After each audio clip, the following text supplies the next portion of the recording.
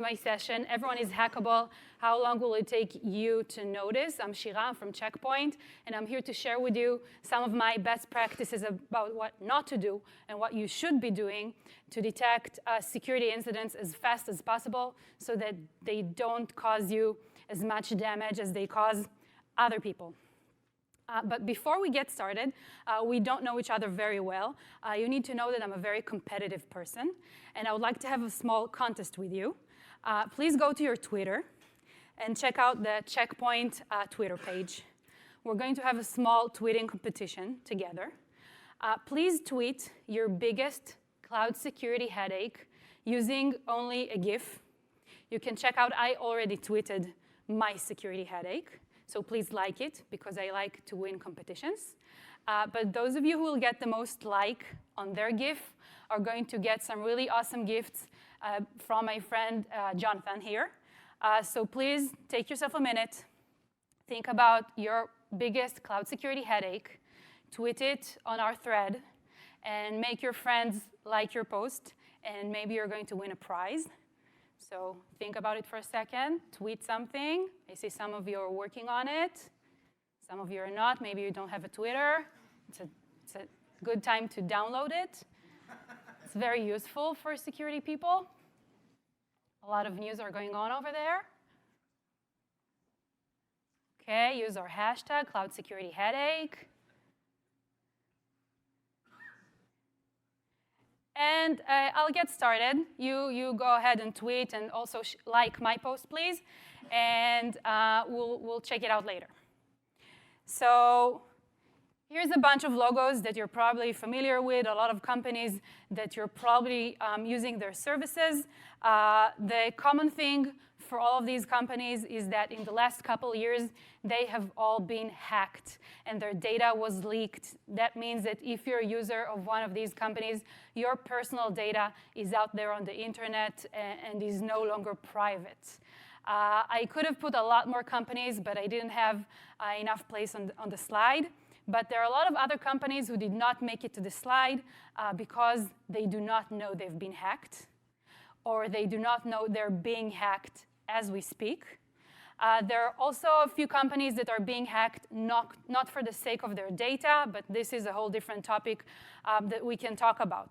But for the most part, like the world is divided into two: companies that have been hacked and companies that do not know they've been hacked.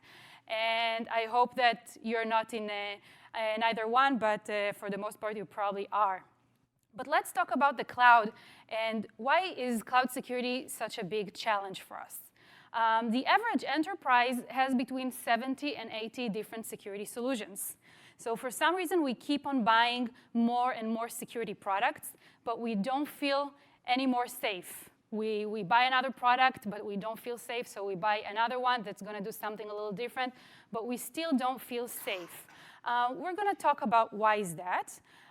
Here is just a general graph of our good old data center back in the days when doing security was really easy, and all the security products had names with the word prevent on them. So data leakage prevention, and you could have prevent anything you wanted. It was really easy. All you had to do was put a firewall at the endpoint or on your access link to the internet, and that's it. You were safe, and you knew everything that was going in and out of your environment. But in the cloud, it doesn't work that way anymore. If in the on-prem, your best friend was the IT manager, and when you wanted a new server, you would go to them and ask for a new server, and he will say, OK, I'll take care of you. And 3 months later, you had a new server.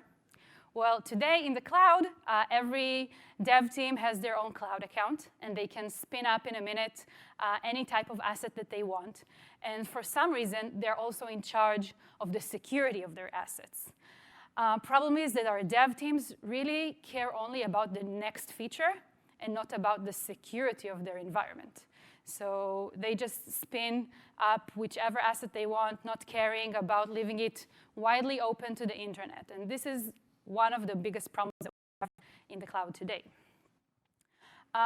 So when I talk to people about moving to the cloud, I tell them that the cloud brought us many, many great things, including many new and cool buzzwords like serverless and Kubernetes and containers. And these are all really, really good and interesting products to use. But they also brought us a very big new challenge. And the challenge is the lack of parameter on which we need to protect. From the attacker point of view, there is no really attack surface called the cloud. The cloud has multiple different attack surfaces, and this is why protecting them is not protecting a single parameter. We need to understand how the cloud works. It works very differently from the on-prem, and this is why doing detection and protection is very, very different from the old-prem, and if we keep trying to do the things that worked for us in the on-prem, we're not going to do cloud security very well. Checkpoint and cybersecurity insiders held a little survey with cloud users and asked them what is their biggest threat in the cloud. And 42% said unauthorized access. Another 42% said insecure interfaces. And a little less said that misconfiguration. But the way I see it, these are all examples to misconfiguration and misunderstanding of how the cloud works. If you have unauthorized access, it means that you misconfigured how you do authentication. If you have people using API the wrong way, it means that you misconfigured your architecture. So these are all types of misconfigurations. And let's give some real examples. For example, storage services. We all like to use them, the Azure Blob, the Azure SQL Server, and so on. All of us are using them all the time. So I wanted to learn a little bit more about the Azure Blob. So, I created an Azure account and spinned up a blob. It's called Shira Blob, as you can see. And what do you know? The default configuration is open to the internet. So it seems like we're not learning from our mistakes. The default is open to the internet, and most people don't really care to go to this screen and change it to not open to the entire internet. But even after they do, if you go to your settings page, you're going to see that the blob has a domain name. If you don't see it, here it is bigger, shirablob.blob, blah, blah, blah, dot.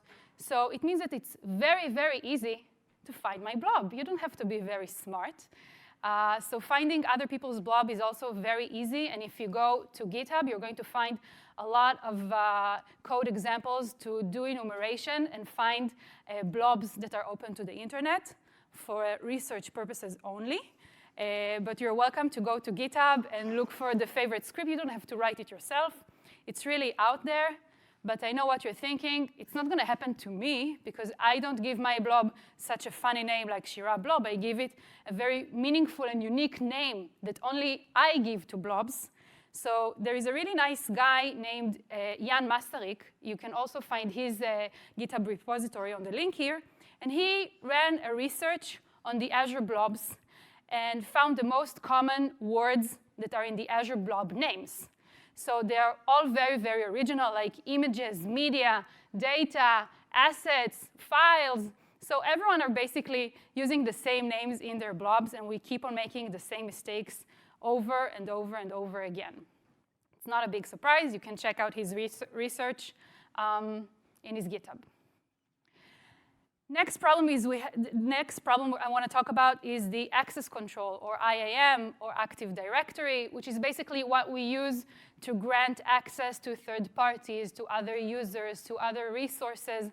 It's very, very important, of course, in the cloud. We want to give other people access to our environment, to our applications, to our databases, so that their applications will run better. And this is all very great. But why are people committing their IAM keys to GitHub?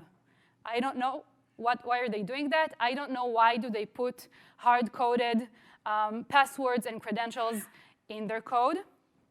I'll correct myself. Sometimes there are reasons. I don't judge. There are reasons to put your credentials hard-coded in your application.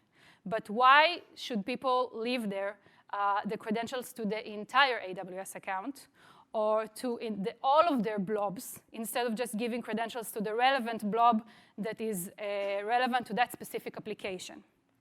So when we're talking about GitHub, and I tell that to users, they go like, okay, we're going to fix that.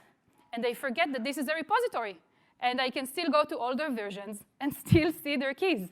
So if you're using GitHub, please make sure you rotate your keys, you cancel the keys that are in your code right now, and you only give credentials to the relevant assets and not to the entire assets that you have in your account. The reason that this is happening is because we're only humans and we're lazy.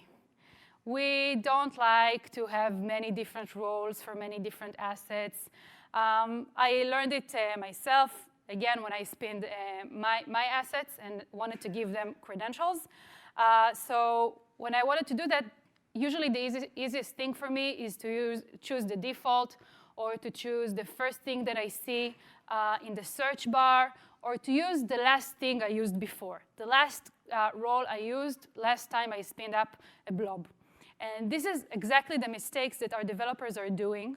They use the same role for all of their blobs in the entire application. And this is how their data, at the end of the day, other people are getting access to it, even though they're not supposed to. So it's only because we're a little bit lazy, and it makes sense. We have other things in mind except for security. So I know what some of you are going to tell me. Listen, we're Azure users. We use the Security Center, so we're safe. And Security Center is actually a great product. I also use it, and I like it. So when I go out to users and tell them, OK, so can you show me your security score for these assets? We go to the Security Center, and there is no score. And they look at me, and I look back at them, and I ask them, did you turn the Security Center on? Because it's not by default. You actually have to turn it on. So they turn it on, and then we wait, and then they get their score. And then you also have those findings from the vulnerability assessment for your compliance. You have a very long list of findings that you have to take care of. It's not just to be pretty. You actually have to take care of these findings. If you don't, it's meaningless to turn the Security Center on. If you don't remediate and fix those findings, you're going to get into a lot of trouble, because your assets are not going to be compliant, because you left too many ports open, or whatever it was that the Security Center found. So turning it on, first of all, turning it on your entire account, and then actually remediating what it's finding for you. I want to talk about example. It's always good to talk about examples that happen to other people, because it's a good chance for us to maybe make fun of them, but also to learn from their mistakes and make sure it's not going to happen to us. I also like this specific incident because I'm really sick of hacks that starts with a phishing email. Or, I mean, I've had enough of those. Seeing a cloud-native hack was really refreshing and elegant, and I'm really sorry for all the data that was lost and everything, but it was also interesting for me to see. So in this case, there was data of 100 million users that was leaked to the internet, including social security numbers, email addresses, home addresses, names, phone numbers, passwords, and so on. The reason for this hack, there are actually two reasons. The first one was an SSRF vulnerability in the web server. SSRF is server-side request forgery. That means that the hacker can make a backend server, make requests, and this way the requests look legitimate, and you get the responses, but it's not really the backend server that created them, it's the hacker behind it. And also, not only the web application was vulnerable, but also we once again saw two broad privileges. I'd like to take a little dive into this incident, and then we can talk about could it have been prevented, or could we have had less damage than what we really had. So from our understanding, this hack started with a bunch of scanners that were looking for vulnerable web applications. And once they were found, an SSRF was executed. That means that the hacker was able, again, to make those requests through the backend server. And they were actually making requests to a metadata server. This server contains information about the asset. that we're interested at. It has all the information about that asset, including the security configuration, including the IP addresses. And it also includes tokens, valid tokens that this asset has. So we actually made a request and asked for these tokens and actually got them. And these tokens enabled to run the list and sync commands. The list command is looking for other storage servers.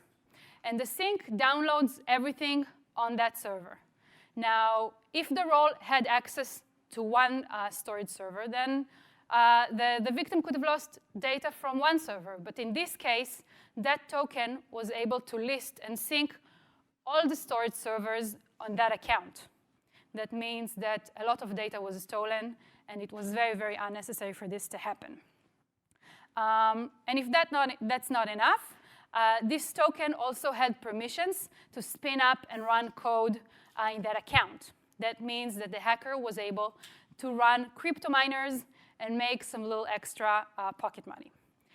So this is what happened. And question is, if this could have been prevented, if the owners of this account could have seen this from before getting a notification in their bug bounty program about this, because this is the first time that this was detected in the bug bounty program. And the answer is probably yes. We can probably detect weird requests to the metadata server if it's coming from a new destination, if it's coming through a Tor node, as it happened in this case. If a role that is usually used to sync one blob is all of a sudden being used with the entire blobs of the account, we should be able to notice that as well. So I think that, yes, I think that the answers are hiding in our data. And later on in my talk, I will show you exactly how to find it and make sure this thing doesn't happen to you. And before I continue, I'd like to remind you of our little competition. I hope that all of you had tweeted already and are making sure that you're getting lots of likes on your tweets. So that will be more interesting for all of us. Yeah, Joanne? People are tweeting? Good, good. So now that we talked about really bad stuff, let's talk about what can we do to prevent that. And I say that if we detect better, we will be able to actually prevent from serious damage to happen to us. So what do we need to do that? First of all, we need to leverage our logs. The cloud providers are giving us logs that are coming from our accounts, from our machines, and we need to make the most out of them. And I'll show you in a minute what does it mean to make the most out of them. We will then detect fast events as they happen on the left side of the event, not at the right side when it ends and actually causes us damage. And what I also suggest is to remediate automatically. If you can, some things can be remediated automatically. We can cancel tokens. We can cancel credentials.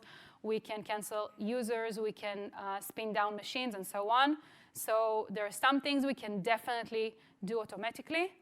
The cloud providers are really trying to help us out. They're giving us these logs to use. But then you look at the log, and you don't really know what's written here. There are a lot of numbers and letters that don't make a lot of sense. So after we're getting these logs, we need to see how we're going to make the most out of them. And my suggestion is to take those logs and turn them into super logs. And what I mean by that is to add more information to the logs. So we see an IP address in the log of our asset or the external asset it's talking to. And we need to understand what other IP addresses are related to the source and the target IP addresses. Maybe it's an asset that has more than one IP address. Maybe there is important information in the DNS level, because sometimes IP addresses change frequently, but the DNS name doesn't change that often. And of course, we can use services to label IP addresses and DNS names to see if they're malicious or not. Add geolocation to that. If you add geolocation and you see weird logins to your environment from a geography that you're usually not expecting to see, this is something really, really easy to detect and to take care of. Asset type. It's also interesting to see what activity are we having in the account based on the asset type, because there are some things you're not expecting to see. You're probably not expecting to see a lot of outbound traffic from your SQL server. So if you see this kind of traffic from a SQL server, it's different than if it's a web server. You can see actions that user made in the environment. Again, you can see that a user with very high privileges is all of a sudden creating a new user and granting that with high privileges. This might not be something that's happening every day in your environment. And again, it's very, very easy to see that it's happening. And the last thing is the action, the type of action that happened in your environment. Again, if we see a list of all the Azure blobs, that's usually weird. If this role is not executing this kind of activity every day, then it's very easy to see that an action that is not usually taken in your account is happening. So once we turned our logs into super logs, all of a sudden, we see all the connections between all of these logs and all of these events, and we can detect weird events very, very easily. In Dome9, we actually created a system to do that for us that is actually creating our maps that show us these connections between our assets very, very easily. So it's not really hard to see those connections anymore. We can very easily see, for example, that there is traffic from a malicious asset into our cloud account. So asking these questions and getting these answers is no longer such a big deal. You can get an answer. You can get it with an image. So it's much easier to understand what exactly happened in our environment and to detect unusual and unwanted activity. So we're going to use the super logs for faster detection. What can we make out of them? First of all, we're going to get visibility to our shadow IT. Sometimes I meet users, and once they onboard Dome9, all of a sudden they see assets they had no idea that existed in their account because their developers are doing naughty things, and they had no idea these assets actually exist in their account. We're also going to have visibility over our controls. That means that if you have to be compliant to basically anything and you have to run audits, I've met users who told me that they take screenshots of their assets. And if you have 1,000 assets, running an audit is going to take you a long time. So this way, when you have the super logs, running an audit in your environment is turned very, very easy. Next, we have creating baselines. So this is what I was talking about before. It's really easy, once you have the super logs, to actually understand what are the actions that are being taken by your users, by your assets, by your roles, and so on. Now you can detect anything you want, from users behaving in a weird way, actions that are happening in a new geography, or by an operating system that you usually don't run. If all of a sudden you see Kali Linux making actions in your environment, it looks weird, and you have to take care of that. Role with too broad permissions, and so on. So we talked about it. And after I give users a lot of ideas about what they can detect in their environment, they usually tell me, yeah, listen, you're right, but I don't know where to start. There is so much we need to do in our environment. What do you suggest we start with? So I'll tell you my personal opinion about it, what you should be looking for. Again, this is my personal opinion, and if you, from the security standpoint, and if you go ask your data privacy officer, they might tell you something different. But I think you should start with the security crown jewels. And the security crown jewels are obviously credentials. This is what you should start with. This is what you should protect first of all. And this means you should be looking for two broad roles. You want to look for the ones that have too much permissions and make sure that we take care of them, because they don't need that many permissions for the role. So look who uses the role, look what kind of actions are they doing with the role, and change it to only the relevant actions that role really needs.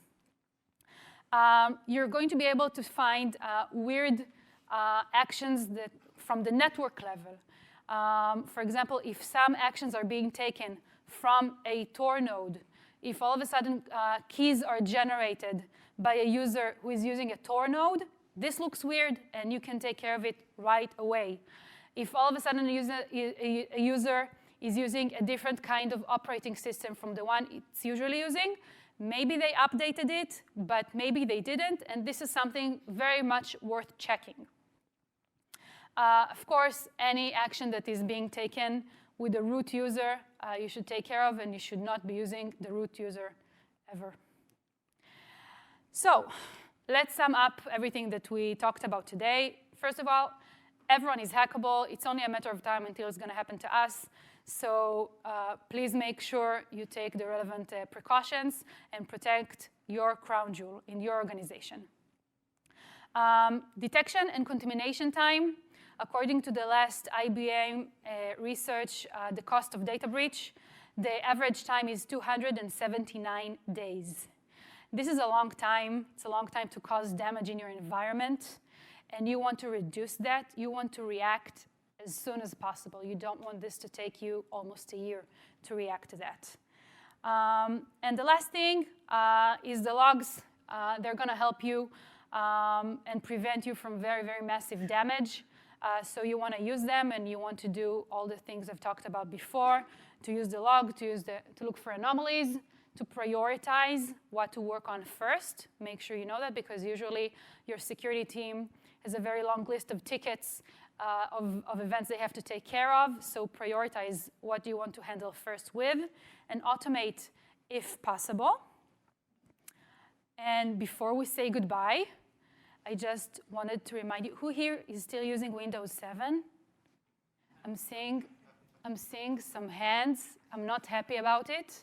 Are you waiting for the first patch Tuesday of 2020?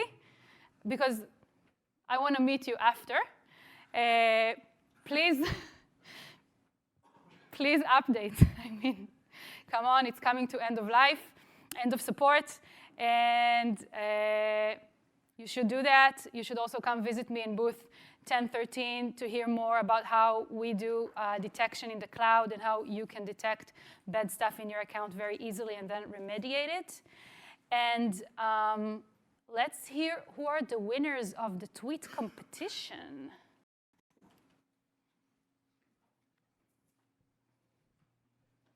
Am I a winner? A lot of them. Yeah, but who's the winner? You just say who the winners are. So who got the most likes? Yeah, just tell us who the winners are.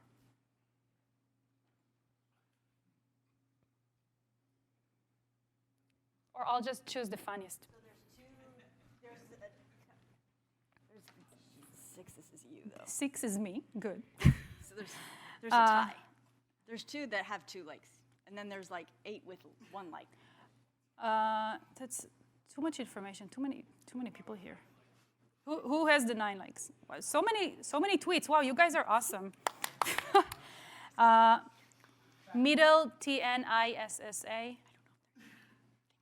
If they're not here, then they missed their prize. Oh! Yay! Wow! We have the owl. And then Rodrigue works for us. He's not gonna get it. I liked the dog. Keep going. The dog. Where is the dog tweet? Who had 9? Oh, the dog is also very funny. Giovanni. Giovanni? Yay!